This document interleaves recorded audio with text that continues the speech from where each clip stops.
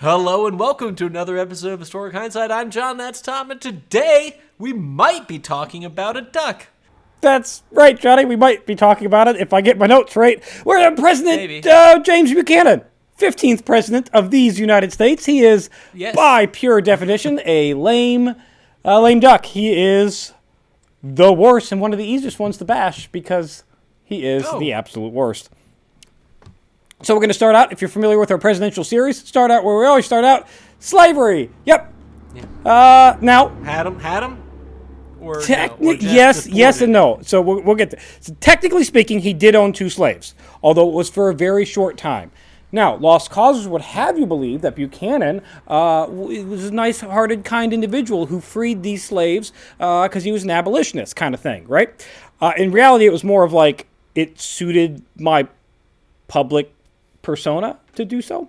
And what I mean by that is he was trying to carefully cultivate a neutral image in his political career where he wanted everyone to see him as supporting both free and slave states. He is the guy you want to be president because he listens to all sides. He's faithful to all sides. Hey guys, I'm gonna hear you both out on this issue that can definitely have both sides with slavery. Yeah, I mean, that's a very easy issue to be able to be like, I can see both sides on it. Yeah, 100%. Is owning another human and forcing them into labor immoral?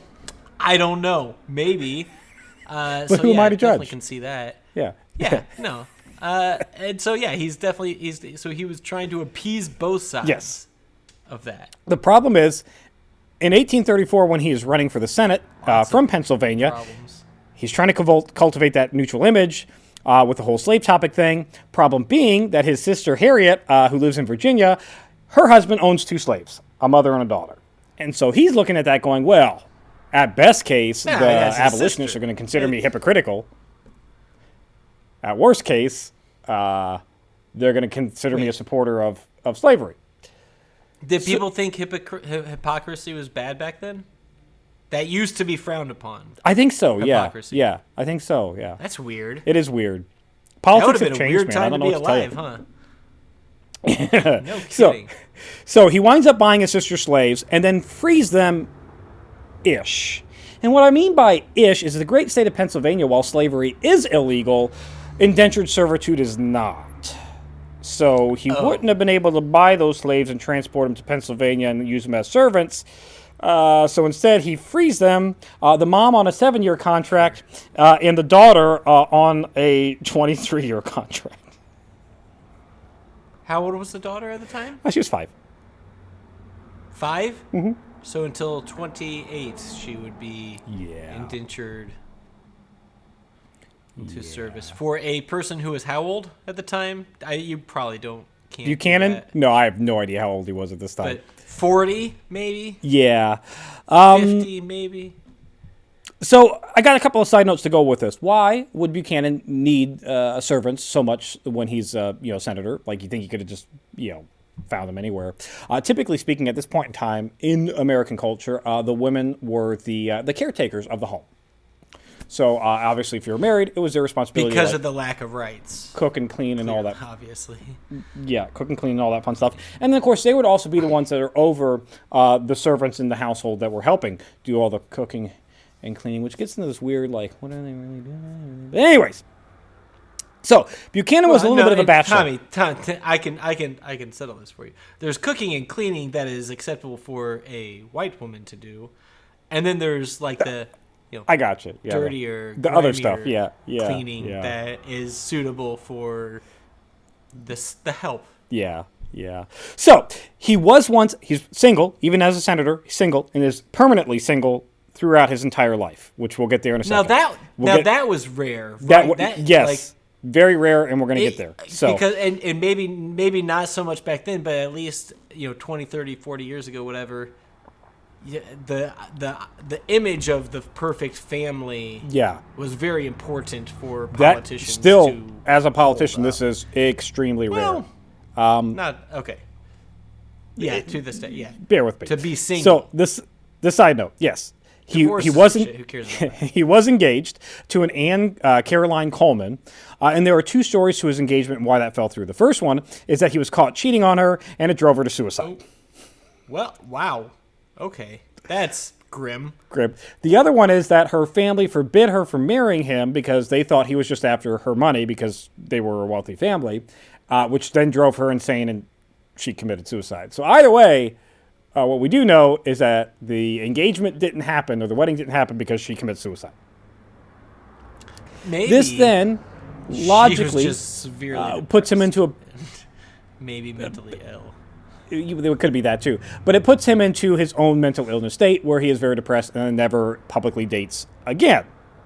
Side note to the side note to the side note. Your fiance committing suicide will leave a lasting scarring impact on your future dating life. That's weird. Side note to the side note to the side note, he might wind up have been our first gay president because there were a lot of rumors that he was in a relationship with William Rufus Devane King, who was another congressman in these great United States. They first met by basically being in a boarding house, like when they first were young senators. Every single senator, like it wasn't uncommon for them in Washington to pitch in and share a boarding house, which they did. Right, and that makes sense because just like now, you're leaving your state, going and living in Washington, and they don't make as good of money as they do, and that wasn't until all the other single men left, and then Rufus and Buchanan were still living together, like forever until he went into the White House. Yeah, which it's fine.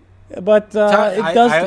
I would continue to live with you if we were in the same situation, Tommy. Well, yes, no, and that's fair. But obviously, the rumors fly that they are in a relationship. This isn't current rumors. This is like rumors at the time. They were called Mr. and Mrs. and dandies and all that fun stuff. So yeah, it was definitely a rumor that was going around. Couple of Yankee Doodles over here. Couple of Yankee Doodles over there. Yep. So, like in slavery, Johnny. And everything else in his life, the guy takes the middle ground, tries not to offend anybody. Pre-presidency, he was Polk's Secretary of State. During the British-American dispute over the Oregon Territory, Buchanan is going to urge Polk to negotiate with Britain, but then publicly criticizes Polk for not getting into war with Britain and taking the land by force. A little bit of a backstabber. In the Mexican-American War... this guy, what a coward this guy is. Yeah. He just wants everybody to like him. Everybody to like him. It gets better, Johnny. That's all he wants. In the Mexican-American War, he urges Polk to consider... He's not thinking outside of immediacy. No, it's just like now, who I'm talking to right at the second. Yes. During the Mexican-American War, he urges Polk to consider conquering territory as only temporary territory, so whatever we gain from them, we give back after the war's over. But then publicly he goes, no, it's ours, we should take it, it's American, manifest destiny. Is he hoping that, the right thing will either be the thing he's saying publicly...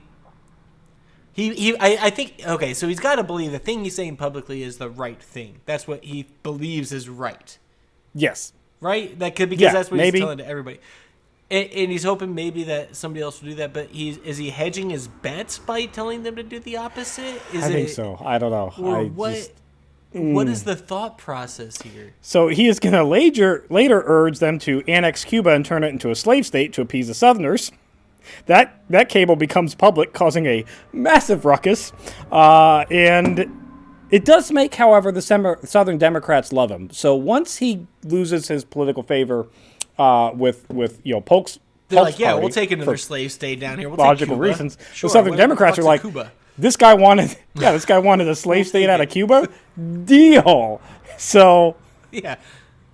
He does, in fact, get the Democrat nod for presidency, mainly because after, how we had the, like Polk, there's 83 million attempts to, make a candidate, and they're like, fine, we'll settle for that dude who's the middle-of-the-road candidate.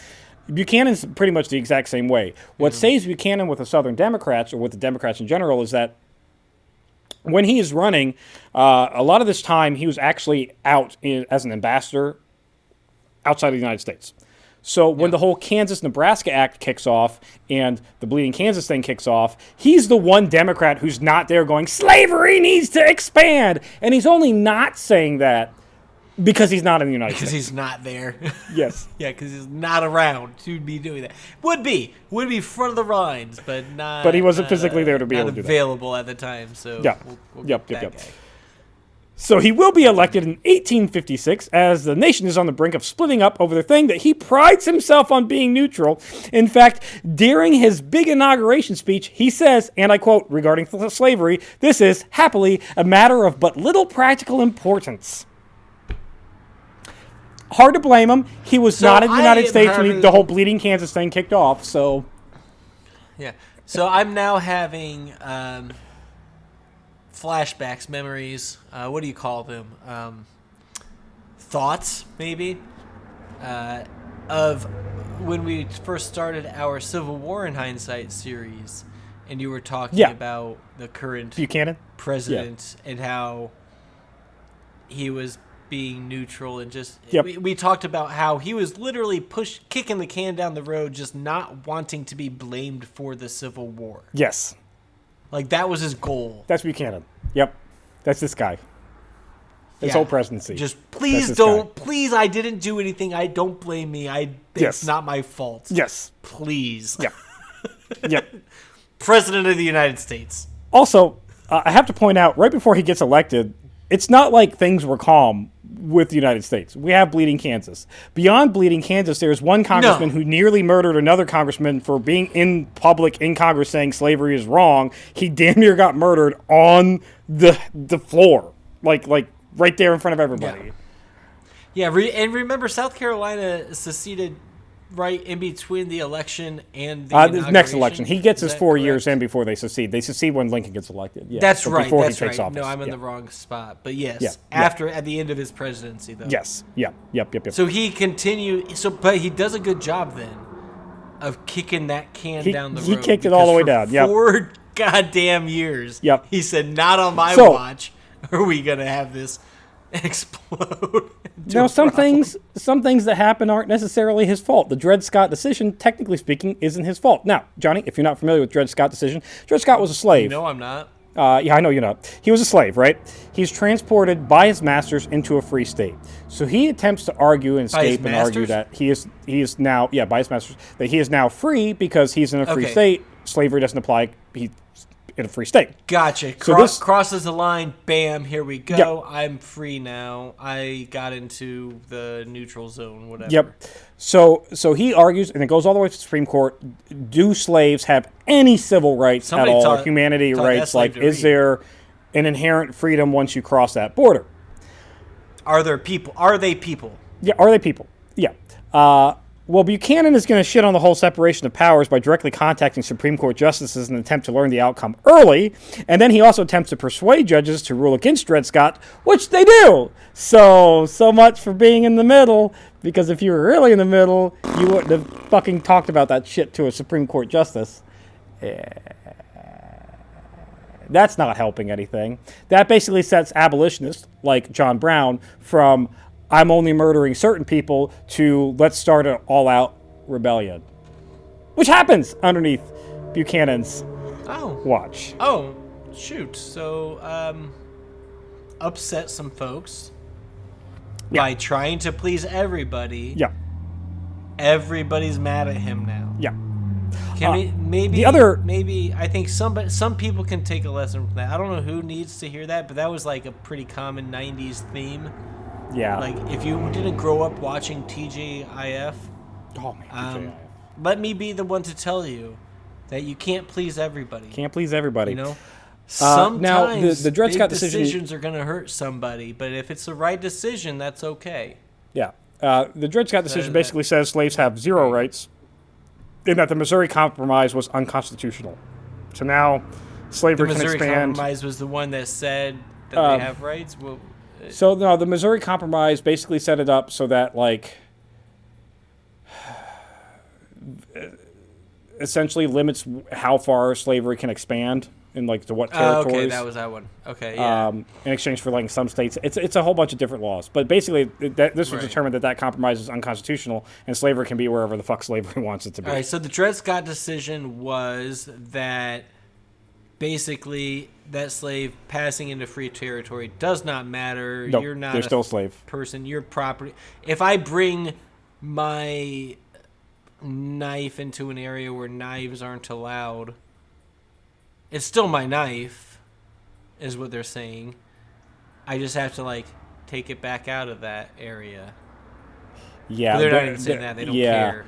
Go ahead and try that, though, at an airport. Be like, I'm not allowed to have a knife in the airport today. It would be like, you're not allowed to have knives in the airport, but you own that knife, and you went into the airport, and they're like, man, it's okay, because you own it. So just keep it on your person. Right. So, yeah, just keep it. Yeah. Yeah, versus the actual law of you just brought it into where it's not supposed to be, and now it's taken away from you, and you're an asshole. In any case, I get where you're going with it. So that's great. Yeah. Yep. There was the economic panic of 1857 that tanks the economy during his presidency. So he even doesn't run on the whole rich people get richer thing. So he's even losing on that front. Like I said, there was the John Brown's raids that happened during his time that slavery was a non-issue, where John Brown actually tries to have a slave revolt and then takes over a U.S. arsenal and kills a bunch of people. Yeah, there's that. That happens underneath on his watch. And what was his response to that? How did he... he sent the military down and then murdered everybody and then made a martyr out of John Brown, which then made it even worse for the abolition. It just propelled the abolitionists that much more. Just threw a lot of fuel, and then took fire. It just, we're pouring gas on the whole slavery thing here. He's going to lose support from both sides of the front so much that he promises to step down. It's not even like we're asking you to step down. It's like, I read the room. I'm not going to get reelected. From presidency? I'm going to go ahead and... Well, no, he's not going to run the second term. Oh, he's as the... Okay, he's not resigning. No. He's saying, all right, I get it. I will not run for re-election. Yes, that one. Yeah. Okay. All right. Yeah, well, okay. That's... He then sees South Carolina secede when the Republicans win, because ultimately he tanked his party so bad that the Democrats had no chance of winning. In fact, the Democrats split into two different parties because of him, or in large part because of him. So Lincoln wins. Once Lincoln wins, we got South Carolina that secedes. He now has from November to March before he's officially out of office. This is where you really get into the lame duck, kicking the can. I just don't want to be blamed for a civil war. Yeah. And his compromise stance prevents, maybe if you had a stronger willed president, you could have prevented this from going into a war. Maybe you could have brought the whole nation back together, or taken a more aggressive stance and kicked the shit out of the dirty secession of South Carolina before they started getting other states together. Way out. Yeah, probably. I think that's probably your only chance of preventing any sort of war was to be the actual aggressor and just step on their throat from the get-go. Which they weren't going to do, because that would look real bad. He does meet with his cabinet members. A war in another 5 to 10 years. He meets with some cabinet members and the Supreme Court, the several Supreme Court justices. The Supreme Court justices all agree at the point, look, secession's not legal. You can't fucking do it. But then Buchanan takes the compromise stance of, it's not legal, but I can't do anything about it to prevent it. But, but also it's one of those things that, rebellion is illegal. Yeah. Sure, yes, of course. Yes. But how what do you do about it when somebody rebels, Johnny? You don't let them fucking rebel. Well, you have two options. Okay, so you let them leave, or you say no, and then you fight. Those are your two options. Yeah. Yeah. And he went, what are you going to do about it? And he's like, geez, I hope they come back. But just so the ineptitude doesn't go, we can't say he's completely, neutral. Because the motherfucker isn't. We saw what he did with slavery in regards to the Dred Scott decision. Now, once South Carolina secedes, his entire cabinet was filled with secessionists that he knew was there, and a lot of these individuals did secede and join the Confederacy. One of those was the Secretary of War, who, under his watch, knowing full well what's going on, allows him to transfer large amounts of weapons and munitions from northern arsenals down into southern arsenals. He then scatters the actual official, regular army. He scatters them to the wind so they can't provide an effective defense. Like, instead of them being around Washington, D.C., like, guess what? You guys are going to go to Illinois for reasons. And scatters them across so that they are not effective to be able to hold up a defense. And then he transfers, like I said, all those large stores of munitions, money, everything down to the south. Sounds like treason. He sits back and lets the Confederacy get set up. He lets South Carolina and Mississippi and all the other states that start to secede join as a Confederacy. And then he watches them as they take federal forts and he does in arsenals, and he does nothing about it. And then towards the what end, are you gonna do about though, the last right? Like, I don't know, I'm out of this job month in and a half months. Like, jeez. About the last month and a half of his presidency, he flips that course and goes, no, you can't take the federal forts. And he says, I'm not going to let you have them. And he says, everybody's just going to stay where they're at. And all the regular forces that are in those federal forts, say around Fort Sumter, although they're actually in Fort Moultrie. And Anderson does his own thing. And he goes, no, Sumter's the better one, so I'm going to move my forts to Sumter. He goes, all right, no, we're not going to let them go. We're going to reinforce them, and we're going to resupply them. And in that attempt to resupply, the USS Star gets or the Star of the East, Star of the West, Star of the East, one of those star things.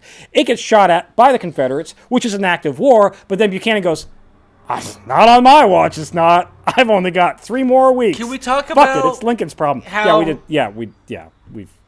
No, can we talk about how him resupplying was probably just trying to get more supplies down there for the Confederacy to take over because he was a no. spy? So this resupply mission to Fort Sumter was actually to give them supplies they needed to stay alive because they only had X amount of food and that kind of stuff. So this was a legitimate attempt for him to supply Fort Sumter. Was it? Yeah. Or was it him trying to get more supplies for the Confederacy to take once they dominated it? If they took those, maybe. I mean, if they took those supplies, yeah. I don't trust this guy. But what everybody blames Lincoln for, starting the war, being the aggressor, leaving federal troops inside federal forts, all that crap. Settle that down was with all, the Lincoln blame. Lincoln. That was Buchanan. Lincoln can go to hell with the amount of. That was 100% Buchanan. Buchanan's the one who tried to reinforce Fort Sumter. Shit. Buchanan's the one who tried to. Yeah, that's all. Buchanan gets all that. Sorry, I'm not down for removing any blame from Lincoln for anything because the amount of kudos he gets for shit he wasn't actually responsible for. Yeah, fair enough. It balances out. So go ahead and blame Lincoln for all of this because he doesn't get blamed for a lot of shit he did do. Yeah. He does, yeah. Can't wait for I can't wait.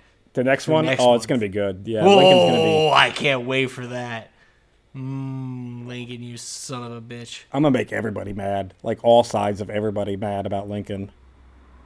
Because it's the shit that he didn't do that he gets blamed for, but we'll talk about that. But it's going to be mostly the shit that he never gets... Anyway, that's not this episode. That's you want to know why we have taxes? Federal income tax? No! It's not fucking Lincoln! Time. I don't. Not till next time. Yeah, okay, fine. Next time I do. Fair enough. Right now, I want to be mad at this lame duck Buchanan. Lame duck. Many acts he should have. The war should have started underneath Buchanan's watch, but he didn't want to be blamed for it, so he didn't start under Buchanan's watch, hoping that history would recognize him kindly. He was the wrong president at the wrong time. It was just bad timing. He actually did all the right things for the right reasons. No, actually, in all the polls that ever take as who's the worst president, Buchanan is 1 or 2 in the top worst. Oh, is he one of the worst? Oh, shoot. He's always considered one of the worst, yeah. Damn, people paid attention. People did pay a little bit of attention, yeah. Yeah. He does try to blame the war on the abolitionists, saying it was their fault that the whole thing sparked. Sort of. Well, it wasn't. I guess. Yeah, and that demanding that people are free and, humans have rights. Right, yeah. Saying people have rights and we want to no longer recognize slavery like the rest of the world. Yeah. That's kind of the cause of this. Yeah, okay, so fine. Yeah, fair enough. Kind of their fault. If abolitionists didn't exist, we'd still have slavery in the United States, which I guess we still do with the indentured, work programs for prisons. Being a prisoner. Yeah, there's that. Anyways, that's Buchanan. Yeah, only illegal except for as a punishment for a crime. Yep. Which we still use to make cheap products in prison. Yay, capitalism. That's it for this week in Historic Hindsight. Thanks for listening. Be sure to subscribe, rate, and review, and join us next week when we talk about one of the Cassius Clays. Which one? It'll surprise you. unless you watch the show, it won't. Because then you'll understand the historical significance of the Cassius Clay that we're going to talk about, which is not Cassius Clay that became Muhammad Ali, who also historically significant, but you understand what I'm saying. Like, you get what I'm saying? Like, most people would assume that it's the boxer, but we're not talking about the boxer. So you get it, right?